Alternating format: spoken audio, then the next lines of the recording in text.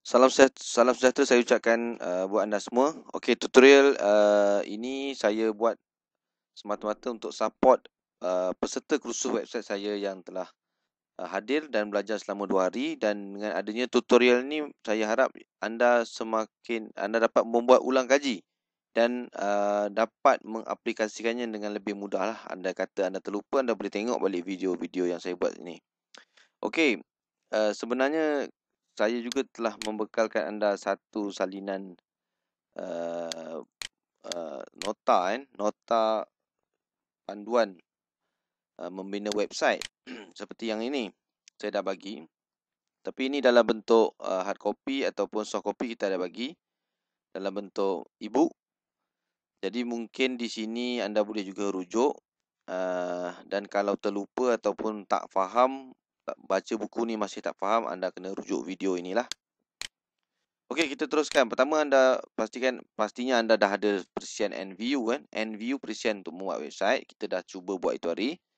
Dan langkah-langkah pertama yang sebagaimana yang saya ajar adalah kita membuat website dengan menggunakan teknik 5 insert kan. Teknik 5 insert masih ingat?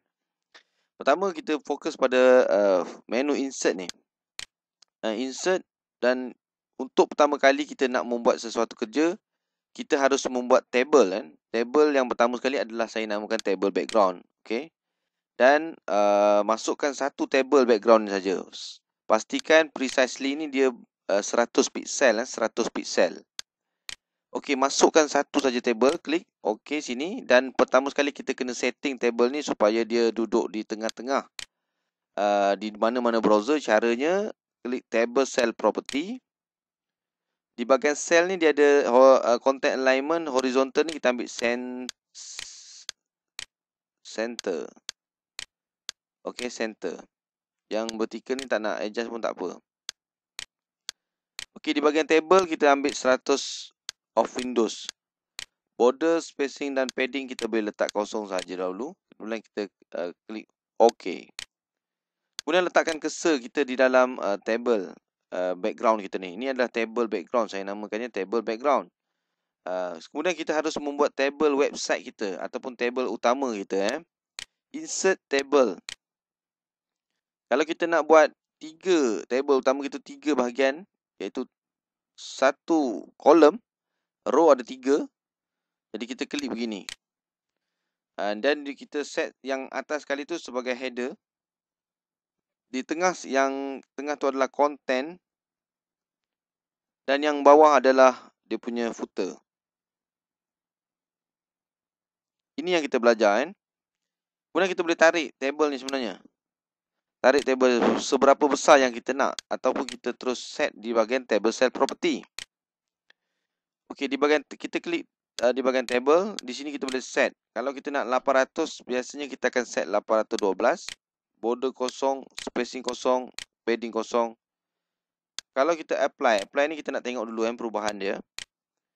Dia jadi 808. Kalau kita nak tepat, mungkin saya dah tukar dia punya grafik dia ataupun dia punya paparan dia. Mungkin 804 804.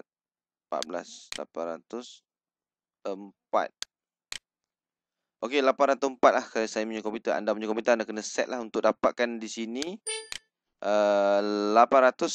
Komputer saya kena set di sini 804. Kemudian klik OK. So saya boleh tekan enter. Saya tekan enter, dia dah ke bawah. Dah nampak macam sebuah website lah yang ada header, ada footer dan ada content dia.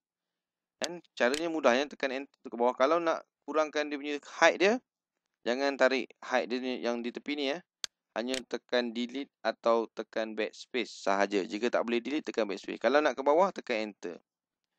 Okey. Dan sebelum kita teruskan kerja kita, biasanya saya akan minta anda save dahulu Save dahulu file ni. Klik save ni. Namakan file untuk namakan title dia. Penting untuk tujuan SEO, iaitu search engine di Google ataupun Yahoo. Contohnya saya namakan dia belajar website. Klik OK. Kemudian dia keluar paparan di mana file ni kita nak save. Untuk memudahkan, kita klik desktop. Kita namakannya folder belajar website. Klik create new folder. Okey, namakan dia belajar website. Saya rasa saya dah ada folder ni, tapi mungkin kita boleh buat lagi. Saya rapatkan dia, boleh. Okey, kemudian klik folder belajar website ni 2 kali. Dia kosong begini kan, dia akan keluar kosong begini.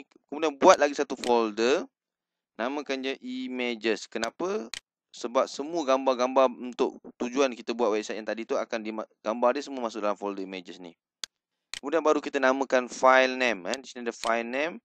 Katalah saya nak namakan file name website saya tu adalah website pertama saya. Pastikan tidak boleh ada space nama file tak boleh ada space. Dan save as type ni memang automatic dia akan set HTML file. Ini adalah HTML file Kalau kita buat kerja kat MView, filenya adalah HTML. Okey, kita save, selesai. Kalau kita tengok kat atas ni ada title dia belajar website dan file ni disimpan di dalam website pertama saya. Okey, sekian dulu untuk tutorial yang pertama ini. Kita akan bersambung di tutorial yang kedua sebentar lagi. Sekian, terima kasih.